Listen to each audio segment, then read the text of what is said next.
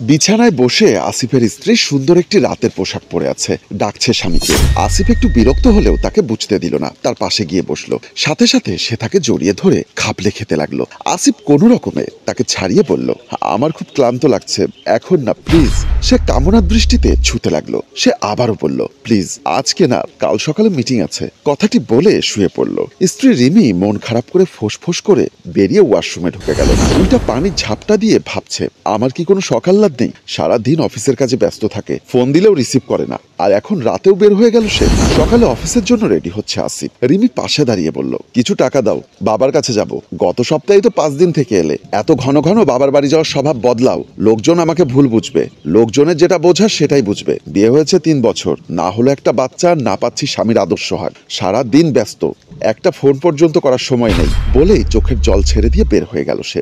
আসিফ বের হবার আগে ঘরের দরজা খুলে দিল রিমি। হাতল ধরে দাঁড়িয়ে আছে আসিফ বের হবার আগে। তারপর মুখ কালো করতে দেখে একটা হাতে তার গাল ধরতে সে অভিমানে হাত সরিয়ে দিল। আসিফ বের হয়ে গেল। প্রায় সন্ধ্যা হয়ে এসছে। বেলকনিতে দাঁড়িয়ে গ্রিলে মাথাটা হালকা করে রাখে সে। চোখের কোণে জল। এমন সময় কলিং বেলটা বেজে ওঠে। জলটা মুছে সে বের হয়ে গেল দরজা খুলতে। দরজা খুলতেই আসিফ হাসি মুখে ঘরে ফেরে। তাকে দেখে চমকে যায় রিমি। কি ব্যাপার, তোমার কিছু হয়েছে নাকি কিছু ফেলে গেছো? ফেলে গেছি তো, আমার মনটা বাসায় ফেলে গেছি তোমার কাছে।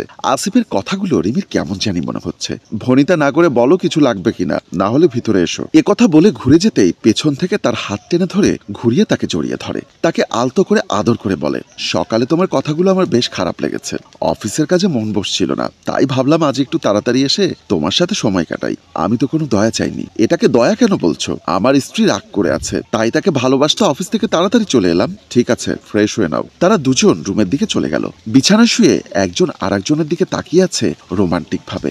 আসিফ তার স্ত্রীর মাথায় হাত বুলিয়ে দিচ্ছে, তাকে আদর করছে। রিমি তার দিকে অবাক হয়ে তাকিয়ে আছে। একটু রাগ হয় সকালের কথা ভেবে। আসিফ দোকান ধরে বলল, সরি। রিমি তাতেই গলে যায়। তাদের মধ্যে রোমান্স হয়। তখনই একটা জরুরি ফোন আসে। আসিফ রিসিভ করতেই তাকে বলে তাড়াতাড়ি অফিসে আসতে। আসিফ বলল, আচ্ছা ঠিক আছে স্যার, আমি আসছি। একটু পর সে ফোনটা রেখে স্ত্রীকে কাচুমাচু করে বলল, প্লিজ একবার অফিস থেকে ঘুরে আসি। রিমি বলল, হয়েছে, আর বলতে হবে না, আমি বুঝতে পেরেছি। জরুরি কাজ আছে তাই তো? সাবধানে যাও, তাড়াতাড়ি আসবে। আর হ্যাঁ, আসার সময় কালাভুনা মশলা প্যাকেট নিয়ে আসবে। আজ তোমার ফেভারিট কালাভুনা রান্না করব। আসিফ বউয়ের মাথায় হাত বুলিয়ে বের হয়ে গেল। রিমি সোফায় বসে ঝিমোচ্ছে। ঘড়ির দিকে তাকালো।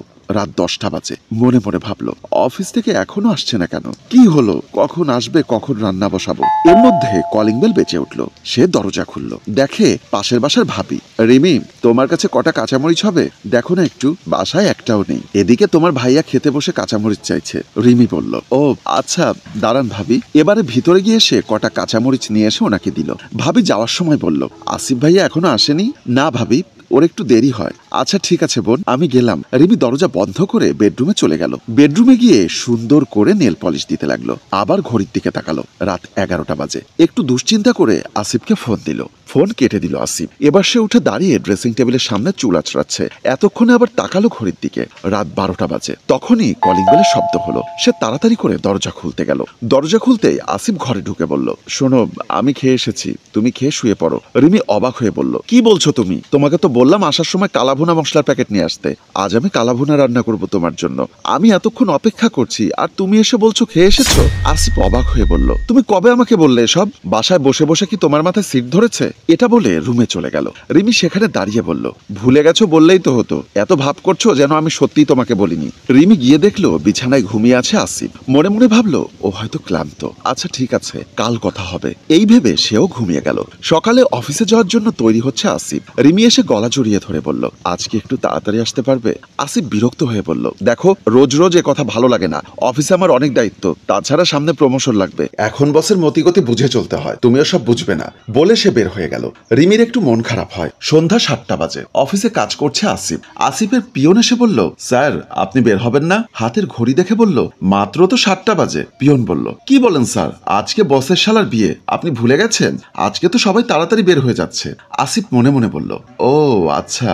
তারপর ঠিক আছে বলে বের হওয়ার জন্য তৈরি হতে লাগলো। এদিকে ডিনার টেবিলে একটু মন খারাপ করে বসে আছে রিমি। মনে মনে সে ভাবছে, গতকালকের মানুষটা আজ আবার এমন ব্যবহার করলো কেন? কাল রাতে এসে বলল আমি নাকি তাকে বলেইনি মশলার প্যাকেট আনতে। আবার কলিং বেল বেজে উঠল। সে দরজা খুলতে দেখে আসিফ একটা ফুল নিয়ে এসেছে। আসিফ বলল, জানো আজকে আমার বসের শালার বিয়ে, তাই তাড়াতাড়ি অফিস ছুটি, চলো দুজনে মিলে গল্প করি। রিমি অবাক হয়ে বলল, কি বলো তুমি তুমি তোমার বসের শালার বিয়েতে যাবে না যদি উনি মাইন্ড করে? আরে ধুর, এমন সুযোগ আর পাবো নাকি। তারপর তারা একসাথে বেডরুমে চলে যায়। রোমান্স শেষ করে তারা উঠে বসে। আসিফ বলল, আমাকে এক গ্লাস পানি খাওয়াবে? রিমি বলল, অবশ্যই, দাঁড়াও কাপড়টা ঠিক করে নেই। বেরিয়ে গেল পানি আনতে। আসিফের মনটা খুব খারাপ হয়ে গেল। হঠাৎ তার চোখের কোণে দুফোঁটা জল আসলো। জল আনতে গেল রিমি ড্রয়িং রুমে। সেখানে আসতে পানির জগ থেকে নিজেও একটু জল খেলো, আর তাতেই কলিং বেল বেজে ওঠে। ঘড়িতে তাকিয়ে দেখে রাত 1টা। এত সময় হয়ে গেল কখন, খেয়ালই তো করিনি। কিন্তু এমন সময় হঠাৎ এত রাতে কি আসতে পারে? সে দরজা খুলতে গেল। দরজা খুলেই তার চোখ কপালে উঠে গেল। ঘরে এলো আসিফ। আসিফ অফিস থেকে ঘরে এলো। রিমি অবাক হয়ে বলল, তুমি কে?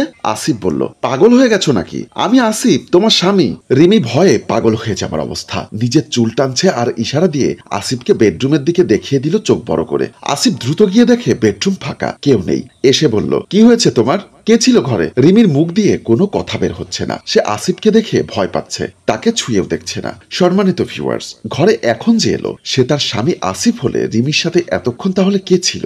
আচ্ছা, একই চেহারার কি আসলেই মানুষ হয়? এটা কি সত্যি মানুষের কাজ নাকি অশরীরী কেউ? কমেন্ট করে জানাবেন। ভালো লাগলে গল্পটি লাইক ও শেয়ার করবেন। গল্পটি রচনায় অভি, প্রযোজনায় মঞ্জুর মোর্শেদ, পরিচালনায় আবু সৈয়দ রিয়ান, ক্যামেরায় হানিফ ও ফয়সাল।